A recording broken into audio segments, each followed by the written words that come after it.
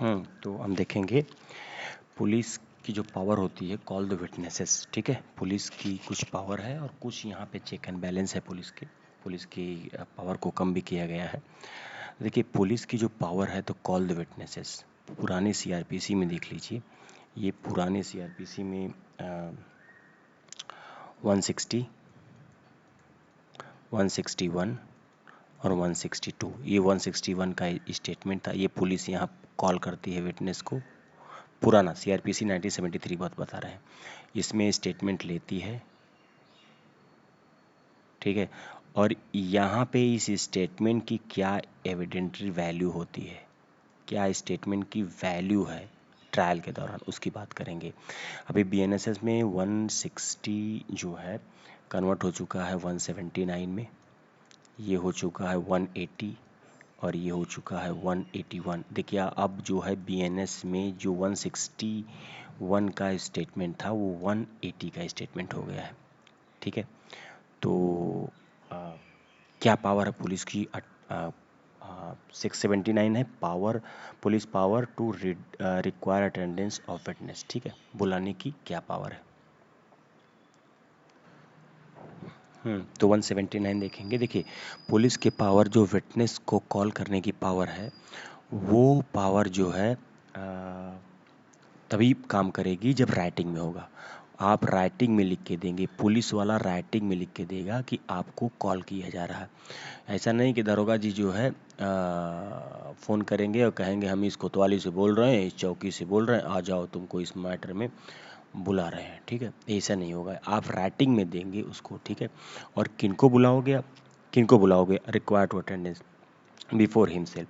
लिखा है कि from information given otherwise appear to acquainted with the fact. यदि मतलब आपको लग रहा है कि कोई भी जिसको मैं बुला रहा हूँ वो फैक्ट को जानता है, फैक्ट को एक्वेंट करता है। ठीक है, ये एक्वेंटेड है इस फैक्ट के, तो आप उसको बुलाओगे। लेकिन बुलाओगे तो आप उसको राइटिंग में लिख के बुलाओगे। ऐसा नहीं कि आप ऐसे फ़ोन करो और ये मैटर है, इसमें एफआईआर हुई है, मैं तुमको बुला रहा हूँ विटनेस। ठीक है, तो आप राइटिंग में लिखोगे, ये इसमें लिखा हुआ है। इसका प्रोवाइजो देख लीजिए, कुछ ऐसा नहीं है कि आप सबको बुलाओगे। ठीक है, इसमें प्रोवाइजो दिया हुआ है कि ऐसा नहीं कि आपके पास फुल पावर है आप किसी को ही बुला लेंगे।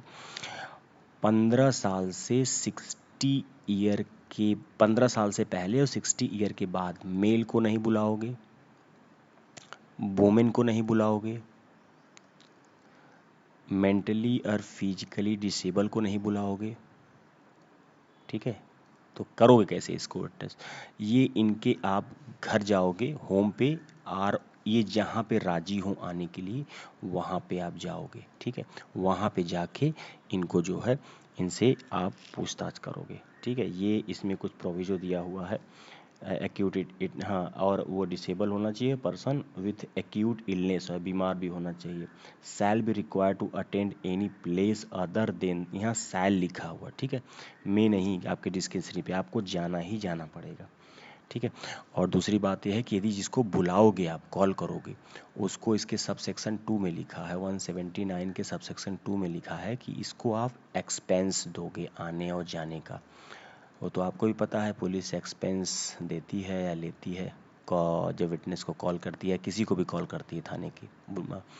तो ये है 179 police power, police officer power to require attendance of witness.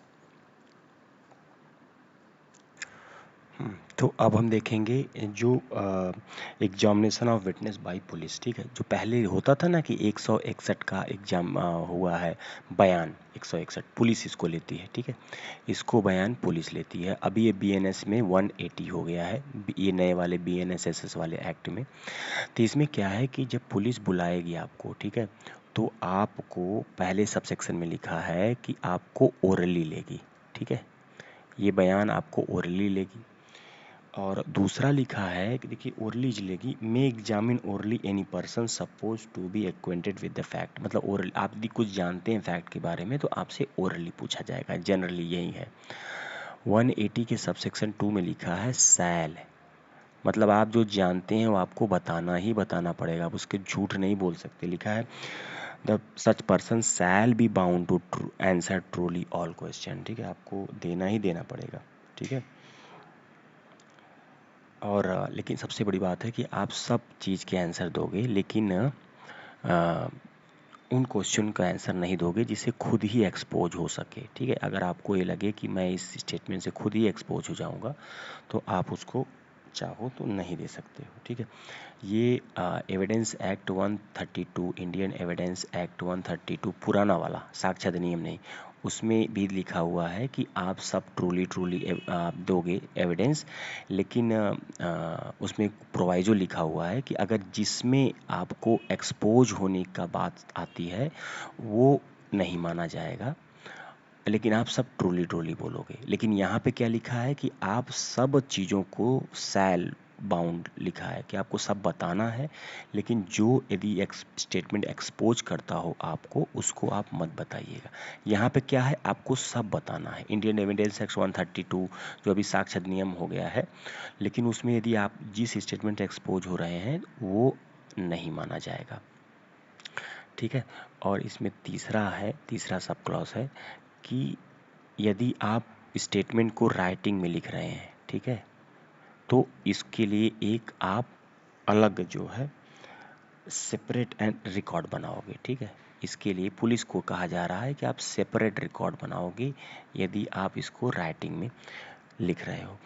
और इसमें कुछ प्रोवाइजो दिया हुआ है कि यदि आप वुमेन से रिलेटेड जो भी है उसकी आप वीडियो और ऑडियो रिकॉर्डिंग कराओगे, वो कॉमन सेंस की बात है। ठीक है, तो इसके प्रोवाइजो में दिया गया कि यदि वुमेन से रिलेटेड कोई अपराध है तो उसका ऑडियो वीडियो रिकॉर्डिंग करवाओगे आप। ठीक है, अब हम देखेंगे 181 ऑफ BNSS। तो 181 जो पुलिस का जो स्टेटमेंट देते हो आप, पुलिस ने क्या किया कि आपको 179 में कॉल किया विटनेस को, 180 में वहीं 161 का जो पुराना वाला CRPC में स्टेटमेंट रिकॉर्ड किया। ठीक है, अब स्टेटमेंट रिकॉर्ड हो गया। अब इस स्टेटमेंट की वैल्यू क्या है, लिखा है कि स्टेटमेंट टू पुलिस, जो स्टेटमेंट आपने पुलिस को दिया है इसका क्या यूज है, statement of police and use their of, उसके बाद क्या यूज है, तो 181 में उसकी बात कही गई है। नॉर्मली जनरली मैं आपको बता देता हूँ, जनरली इसका कोई यूज नहीं। पुलिस के सामने दिया गया कोई भी स्टेटमेंट सब बकवास है, किसी काम का नहीं। पुलिस मारपीट के भी स्टेटमेंट ले लेती है, इसलिए उसका कोई भी वैल्यू नहीं है। ये कहा गया, केस लॉ लिख लीजिए आप, केस लॉ बता देता हूँ मैं, Baldev Singh versus state of Punjab.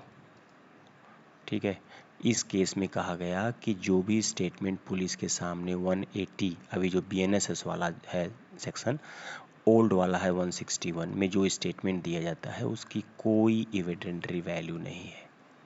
ठीक है, नो एविडेंटरी वैल्यू, ये इस केस लॉ में कहा गया। हाँ, तो अभी हम देखें कि ये स्टेटमेंट कोई, लेकिन ऐसा नहीं है कि जनरली इसकी कोई वैल्यू नहीं, इसका कुछ प्रोवाइजो भी दिया हुआ है।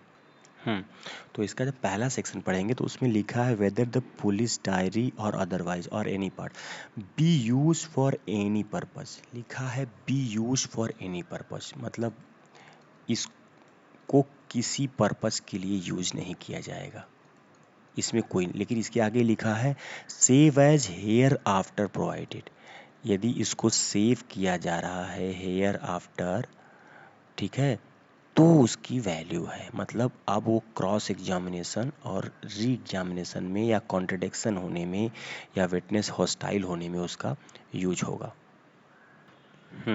तो 181 का हम प्रोविजो देखेंगे, प्रोविजो, ठीक है, प्रोवाइजो देखेंगे, प्रोवाइजो की कहाँ कहाँ इसका 181 का स्टेटमेंट जो है यूज होता है। पहले होता है कि यदि आप प्रोसिक्यूशन, देखिए एक होता है प्रोसिक्यूशन, एक होता है एक्यूज। ठीक है, तो यदि आप प्रोसिक्यूशन के विटनेस हैं, ठीक है, तो यदि प्रोसिक्यूशन के विटनेस हैं, ठीक है, और आपने स्टेटमेंट दिया और राइटिंग में लिखा है कि प्रोसिक्यूशन इन सच इंक्वायरी और trial whose statement has been reduce into writing any part of statement if duly prove, यदि इसका कोई भी पार्ट, एनी पार्ट, ठीक है, ड्यूली प्रूव हो गया कोर्ट में, तो इस इसकी स्टेटमेंट को ये क्रॉस एग्जामिनेशन करेगा एक्यूज, ठीक है, एक क्रॉस एग्जामिनेशन करेगा। तो यदि विटनेस ने, देखिए एक्चुअली में क्या है कि यदि विटनेस जो है इसके पक्ष में कुछ बोलता है और प्रूव हो जाता है तो उसको ये एक्यूज यूज करेगा। और मान लीजिए ये विटनेस कोर्ट में जाके हॉस्टाइल हो जाएगा, ठीक है, हॉस्टाइल हो जाए मतलब पलट जाए, तो ये इसके प्रीवियस स्टेटमेंट, कौन सा स्टेटमेंट, 161 सीआरपीसी वाला या 180 बीएनएसएस वाला जो सेम स्टेटमेंट है, उसको प्रोसिक्यूशन भी यूज कर सकता है। यदि उसका ही मतलब उसने बुलाया विटनेस कि ये मेरा विटनेस है, पुलिस के सामने उसने मेरे पक्ष में बोला है, उसको बुलाया कोर्ट में और कोर्ट में बुलाते ही वो हॉस्टाइल हो गया, वो पलट गया, तो अब इसके प्रीवियस स्टेटमेंट 180 के स्टेटमेंट को प्रोसिक्यूशन भी यूज कर सकता है। लेकिन यदि नहीं पलटा, उस विटनेस ने वही इंफॉर्मेशन सेम बोल दी विटनेस के पक्ष में, तो इसके प्रूव वाले पार्ट को एक्यूज इस्तेमाल करेगा। आप देखिए, मान लीजिए हॉस्टाइल हो गया तो इसके स्टेटमेंट को इसने यूज किया, ठीक है, तो इस स्टेटमेंट कैसे यूज करेगा, इसका करेगा क्रॉस एग्जामिनेशन। क्रॉस एग्जामिनेशन कौन करेगा, ये प्रोसिक्यूशन, और इस क्रॉस एग्जामिनेशन का री एग्जामिनेशन करेगा वापस एक्यूज। आप जानते हैं कि एग्जामिनेशन इन चीफ होता है, एग्जामिनेशन चीफ होता है, उसके बाद होता है क्रॉस एग्जामिनेशन, उसके बाद होता है री एग्जामिनेशन। री एग्जामिनेशन इसलिए आया है कि मान लीजिए क्रॉस एग्जामिनेशन के दौरान कोई नई बात एक्सपोज हो रही हो तो उसका re examination, examination in chief कोई भी पार्टी करती है, मान लीजिए प्रोसिक्यूशन करता है, ठीक है, फिर उसका क्रॉस एग्जामिनेशन एक्यूज वाली पार्टी करती है, तो उसमें अगर कोई नया एविडेंस स्टेटमेंट आता है तो उसका री एग्जामिनेशन किया जाता है, ठीक। तो इसमें यही लिखा हुआ है कि यदि ये हॉस्टाइल हुआ तो इसका क्रॉस एग्जामिनेशन प्रोसिक्यूशन करेगा और फिर इसका री एग्जामिनेशन एक्यूज करेगा, ठीक है। तो ये है हमारा प्रोविजो। अब है 181 का सब सेक्शन 2। सब सेक्शन 2 कह रहा है कि नॉर्मली अपनी हमने क्या देखा था, नॉर्मली देखा था कि इसकी कोई भी एविडेंटरी वैल्यू नहीं है। मैंने जनरली भी देखा था ना, देखिए इसमें ये लिखा है ना कि मैंने जनरली इसकी कोई एविडेंटरी वैल्यू नहीं है 181 का, ठीक, जो भी हम पढ़ रहे हैं स्टेटमेंट, जो पहले 180 जीरो का जो स्टेटमेंट होता है इसकी कोई एविडेंटरी वैल्यू नहीं होती, हम जनरली पढ़ते हैं। अभी प्रोवाइजो दिया गया है कि उसकी कुछ वैल्यू होती है, कहाँ होती है, वो ट्रायल के दौरान। लेकिन ये कह रहा है कि इस सबसेक्शन 2 में, इसके 181 के सबसेक्शन 2 में कह रहा है कि इसकी एविडेंटरी वैल्यू होगी यदि ये डाइंग डिक्लेरेशन होगा, ठीक है। यदि ये डाइंग डिक्लेरेशन होगा तो जो भी स्टेटमेंट इसने दे दिया पुलिस के सामने 161 में, उसकी एविडेंटरी वैल्यू होगी।